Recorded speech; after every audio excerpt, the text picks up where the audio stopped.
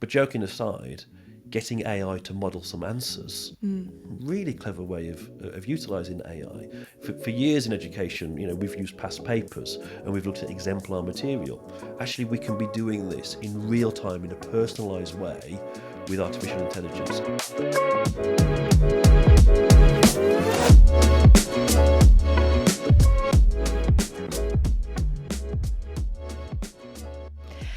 Today, we're really lucky to be joined by the brilliant Dan Parks. As well as being chair of Saltmine's Board of Trustees, Dan is the CEO of the Mercian Trust. With the aim of providing the best education for young people across Sandwell and Walsall, the Mercian Trust works across multiple academies to believe in the power of unity whilst preserving individual identity. As chair of the Microsoft UK Education Leaders Steering Group, Dan is also deeply invested in innovative, technology-driven education. And most importantly, he is an Aston Villa fan. We're going to be talking about issues surrounding AI today. It's indisputable that artificial intelligence is here and it's here to stay. But is it transforming society for better or for worse? So thank you so much for joining us today, Dan. So we are putting out our new show, Filters, which is for secondary schools, and it talks about issues around online safety. So we're talking about social media, sending nudes, and also things like AI. One of the characters in Filters uses ChatGPT to write one of his essays for him when he's running a bit late. Is this something that teachers are worried about at the moment? Is it happening? Emily, this is a really live issue, and of course it's happening. I think if you'd have spoken to people in universities maybe 6 months ago, it was the topic of conversation. I think increasingly now in schools, we're kind of just catching up a little bit and realising that this is a really live issue. As a teacher, as a former head teacher, I can see that it is critically important that we protect academic integrity. Of course it is. But the world is changing, and we need to recognise that artificial intelligence, that AI, offers a whole new way of working for our students and for us as teachers as well. Yeah, and can it be another form of research, like you'd go online and look at Wikipedia or SparkNotes or BBC Bitesize? Yeah, Wikipedia is never a good place to go and get your quotes from, but absolutely, the power of generative AI to be able to take a wealth of information, to summarise it, and to help you develop that piece of academic writing is hugely powerful, just as it is to sharpen the language and to help develop a written style. These are things that were just unthinkable even a couple of years ago. Yet now it's very, very real, and it's very much a live issue.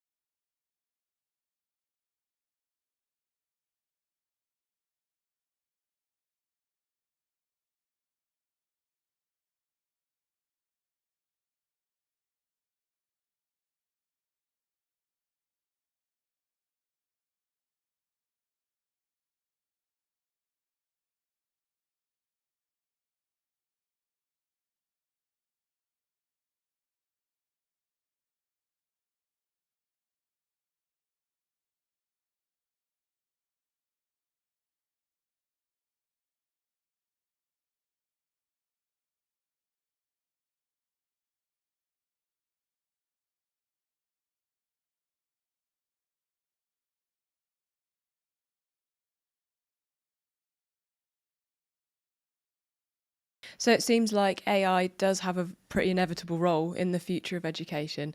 And do you think that's as a tool more than a teacher? Some of the best kind of illustrations or examples I've heard about generative AI is that it's your power virtual assistant. It's your best personal assistant. We all want a really great PA, and actually with artificial intelligence, we're all going to carry that great PA around with us on our phones. So yes, a tool, but actually more than that, I think.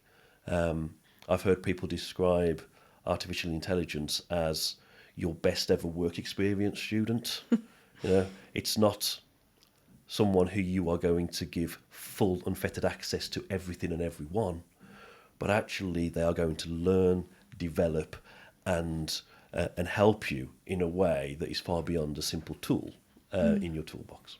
So as a student, it's every time you use AI, you're sort of teaching it something as well, or it's working alongside you rather than taking the role of something that's instructing you every time? Absolutely.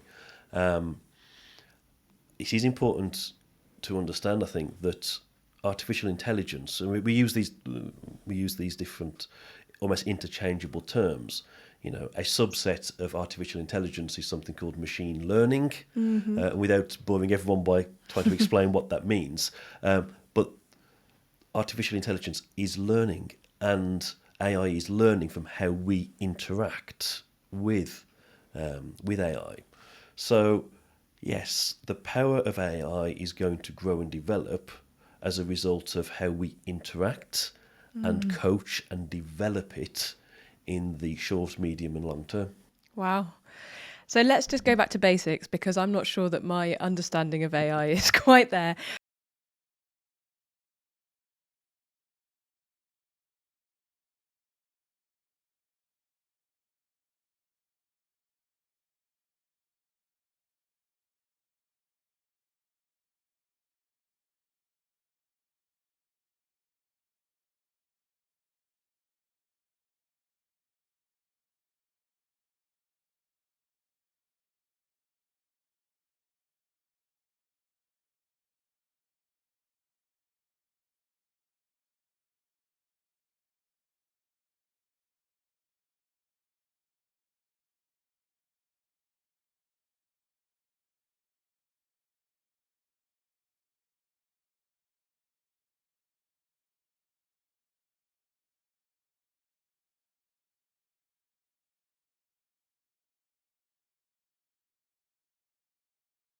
So when we talk about data, we often think of facts or information that's out there. But is that also data that's personal to us, like our personal information, things that we like, our preferences? Is it building up a profile of who we are as well? When we are interacting with AI right now, most typically AI is generating its responses. It's providing us with answers based on everything that has ever been posted online. Quite a lot of data, quite a lot of information. Where things are getting really quite interesting now is the use of AI within our own data. So companies, businesses are using it with data that has not been posted or shared online, but it sits within their own servers or on their own computers. That's really powerful because it really personalises it, but it raises real ethical questions about how that data is shared, because there is a danger that AI is not just using that data to inform its work, but is sharing it with others, and that might be data that was never intended to be shared. So we think that we're in control of what we're posting online, but it's not just about that. And actually, it could be sharing things that we don't even know that it has access to, that we need to be wary of. Absolutely. I mean, I think we've probably all joked about the fact that you've had a conversation with someone about something, and then the next thing you look on your phone and your social media feed is filled with adverts for whatever it was you were talking about.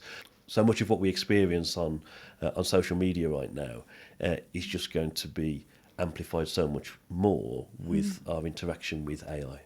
It's really interesting when you say about adverts, because, talk about AI taking that decision making and doing it for us. But it's actually a bit of a circle, it sounds like, where the more it gets to know about people and what people like and the patterns of what we look at, the more it's kind of narrowing down the choices that we have by showing us adverts that we will like, or things that we're more likely to buy, and actually not even giving us the opportunity to look at things that we might not be interested in. There's a phrase, isn't there, often about our social media feed, that it has become an echo chamber, that you're only seeing and hearing things that you like, or that motivate you. You might not like it, but it provokes a response from you. And if all of your friends are also seeing and hearing the same things, that collectively you just create this echo chamber. which can be really dangerous as a teacher, as an educator. I really value the exposure to many very different opinions and views and perspectives, and I don't get that from my social media feed. There is a danger in AI that the more conversational we become, that the AI is telling us exactly what we want to hear, and it is compounding our existing beliefs and views and perspectives rather than opening up new ideas, new perspectives for us to consider and challenge our thinking with. And it's interesting because the more familiar an AI gets, you have people that have conversations with their Alexas, and they're often given quite friendly voices, and they can say things that are funny or jokes or comments and whatever, and it starts feeling like you have a friend there and that you've got somebody that you can talk to, especially if it's suggesting things to you which are interesting to you. Yeah. Is AI going to replace friendships? Do you think it's going to inform our relationships? Everything within me wants to scream that artificial intelligence is artificial. It's not real. But I think the answer to that question is far more complex. I was in a conversation with someone recently who was telling me that AI is the cure to loneliness, which makes me really sad. But also, I can understand that there may be a role that AI will play. What is for certain is that as AI develops and becomes even more conversational, we will develop relational attachment to Alexa, let's say, or whatever AI becomes. For anyone who is in school right now, their career, their work will be informed or supercharged by AI, but so will relationships, I believe. I think we all like someone good to talk to. We all like a confidant who we can speak to. We all like someone who's going to help us with our mental health and will give us care in that way. AI will act as a confidant and will provide care, and as a result of that, we will develop relational attachments to something that is artificial. Is that friendship? I don't think it is, but I think we have to understand that there's a risk and a danger there.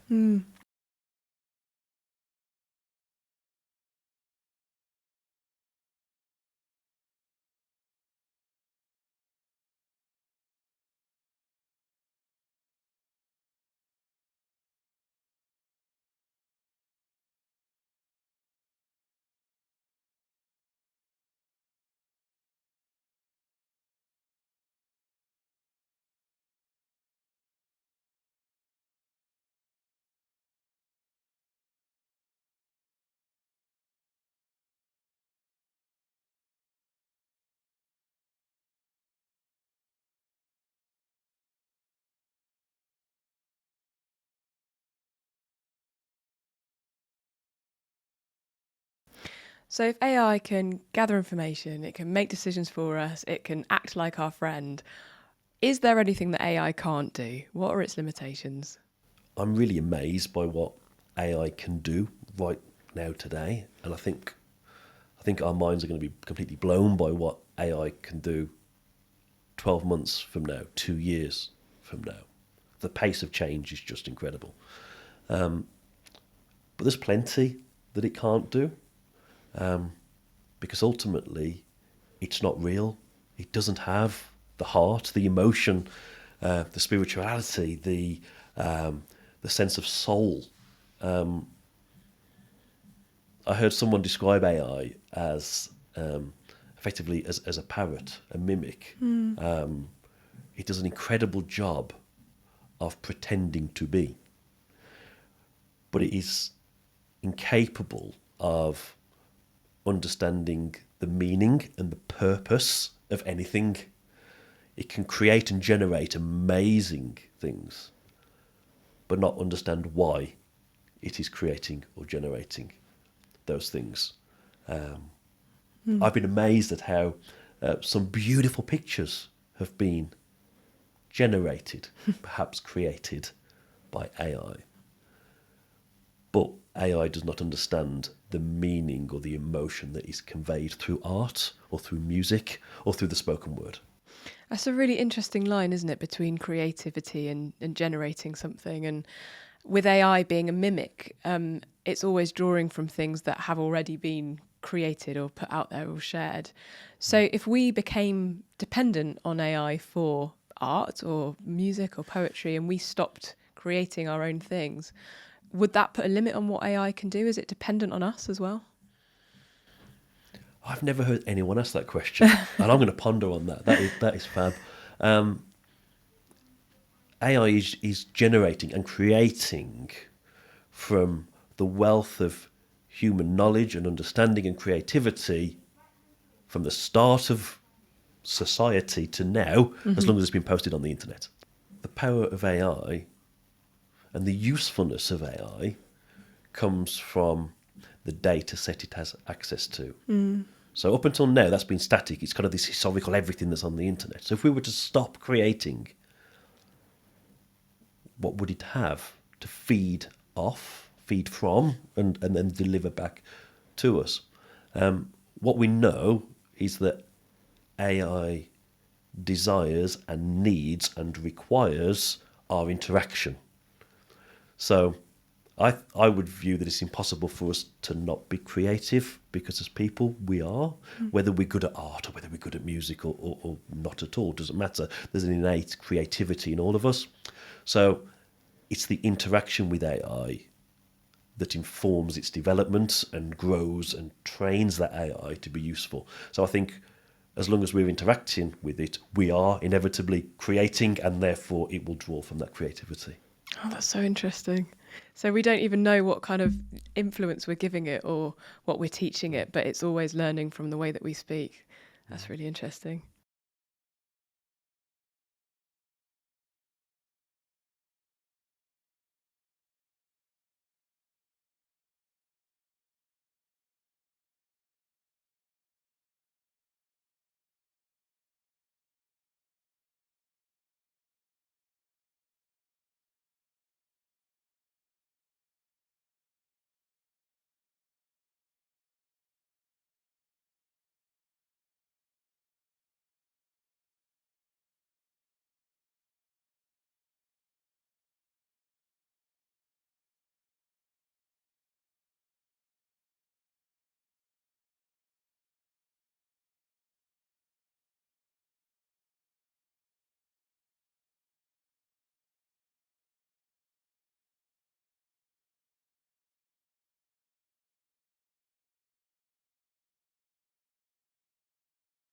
What are some of the other ethical concerns around AI? What are the risks that we're facing? Perhaps the biggest concern or ethical challenge that we should be concerned about is that inbuilt, baked-in bias and inherent discrimination that could exist within AI. So all of AI is, and all the responses and the work of AI is informed by anything that's been posted online. So if we take the view, there's quite a lot that's been posted online that is hugely discriminatory, that is hugely biased, that is really problematic. Well, all of that is informing the responses from AI. Some people would argue that AI is truth agnostic. It doesn't really matter or perceive what is truth. It's about accuracy and a large data set and using that data to provide an answer. So when we consider how much of our society and so many views in our world are biased and discriminatory, we have and we are baking that in to AI. And I think that's a huge ethical concern.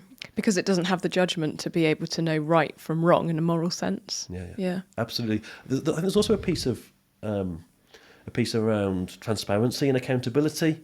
As people, we know that we are accountable and transparent, and if we've come to a decision, we say, we've come to this decision because this and this has informed my decision, and this is the answer. So as a head teacher, sometimes you take a decision and you say, this is the consequence, and I've considered this and that, and there you go, that's my decision.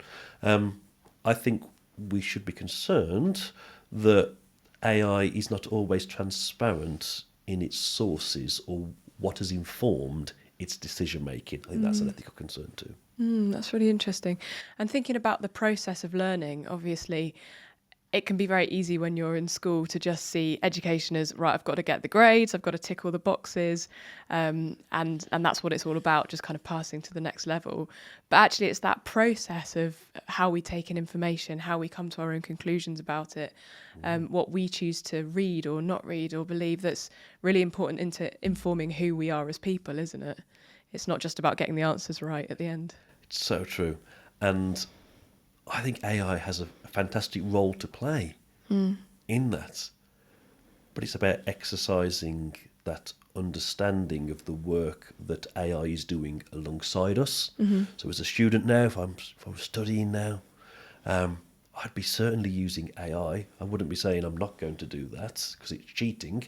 I'd be saying, no, I'm going to use AI because it's going to connect me into more research, different sources. And it's about me exercising that judgment of which of those sources are appropriate and those that aren't.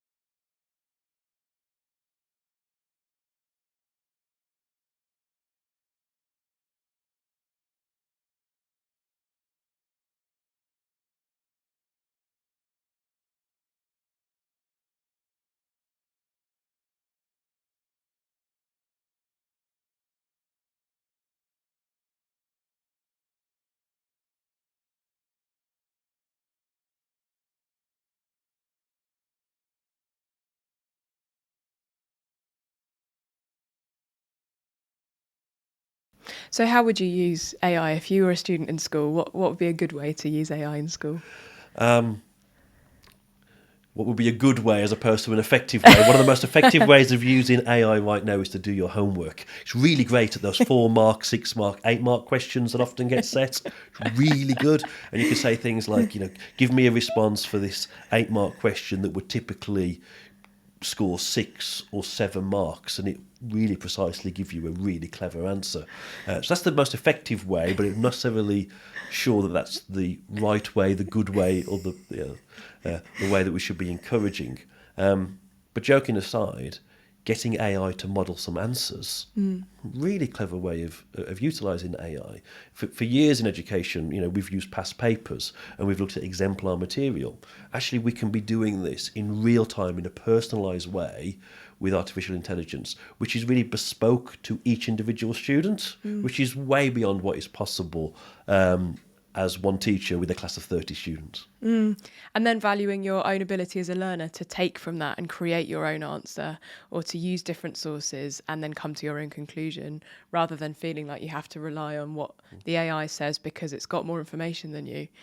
Because what it can't do is make those decisions that you can make from your own understanding and experience. Absolutely. And so much of what we do with that learning, with that information when we're studying, it's you take that knowledge, but then you have to present it in different ways. Sometimes as a presentation, sometimes in essay form.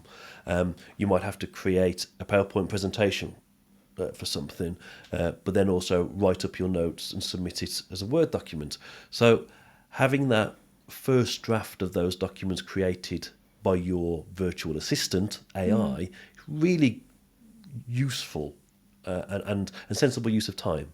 In fact, I know there are lots of teachers. There are plenty head teachers out there right now who are using this exact same technology to write the parent newsletter that goes out on a Friday. So let's not fool ourselves. This is already being used in our system, and getting an AI assistant to do the first draft of something, then using the higher order thinking that we have as people to develop and fine-tune that, I think is a really sensible approach in study. The top secrets of the industry there. You heard it here first. Head teachers are using AI to write the newsletter. Oh, thank you so much. That's been really, really interesting. I'm just going to ask you one last question, which we ask everybody, which is, if you could go back and give some advice to your 16-year-old self, what would you say? In terms of AI, I would say to a 16-year-old me, learn to master AI now. Don't wait around to be done to later. Get on the front foot, learn the prompts, learn how to be precise with your language so you can be the master of the AI rather than being done to. In a slightly bigger picture, when I take a step back, I would say to myself, you might be going to live and work in an AI economy, but the most important thing that I can invest in, that you should invest in as a 16-year-old me, would be invest in relationships, invest in the things that AI can't mimic and replicate effectively. So, the investment of time into relationships, into people, into moments that you will remember, because that's not the remit of AI, and that really is where the beauty of our lives can be. That's amazing. Yeah. And actually, as teenagers today, you are going to be at the forefront of how things develop, and growing up in a world where AI is everywhere. So it's your responsibility to get on top of it and have that autonomy over it, and know your worth and know the worth of gathering people around you and choosing when you want it to be infiltrating your life and when you don't, and being in control of that is really important. Absolutely. Well, thank you so much, Dan. It's been really, really great talking to you. I feel like I've learned absolutely loads. So thank you so much for sharing your wisdom with us today. It's been great to be here. Thank you. Thank you. And thank you for listening as well.